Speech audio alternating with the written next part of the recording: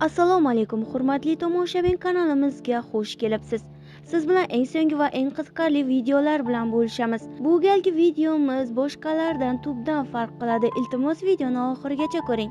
Aktrisa va esa bloger Feruza Normatovaning oxirgi Instagramda joylashtirgan videosi ijtimoiy tarmoqlarda yana shov-shuv ko'tardi.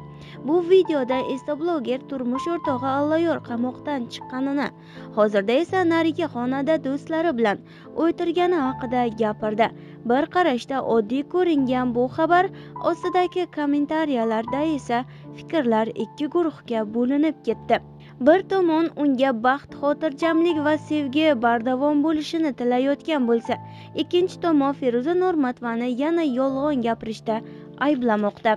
Ularga ko'ra Allayor haliyam qamoqda. Agar chiqqanda ham ozodlikka chiqqan bo'lsa, nega aktrisa isbot o'rnida aniq dalil ko'rsatmagan? O'zini baxtli qilib ko'rsatadi, video orqali daromad oladi. Har doim mish-mish ostida chiqadigan izohlar ayniqsa ko'paydi. Feruza Normatovaning bu videodan biroz oldin Xorazm haqida chiqishi ham muhokamani avj oldirgan edi. Unga ko'ra, Xorazm unga juda yoqqan va yana qaytish haqida gapirgan. Shu gaplardan so'ng esa obunachilar orasida savollar yana ortdi. Kelinlik xonadonichi?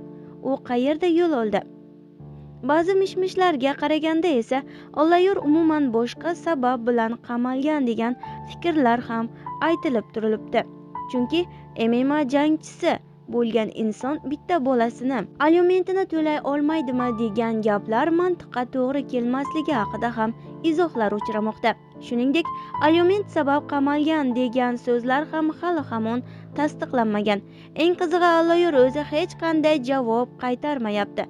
Na rad etish va na tasdiqlash. Bu jumlaga esa ommani yanada shubhalantirayotgani turgan gap.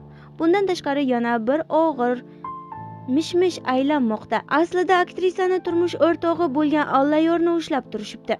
Chunki Feruza uning ikkinchi xotini sifatida turk yigitiga turmushga chiqib ketmasligi uchun mojaroni boshidan olmoqchi bo'lishgan degan taxmin ham yo'q emas.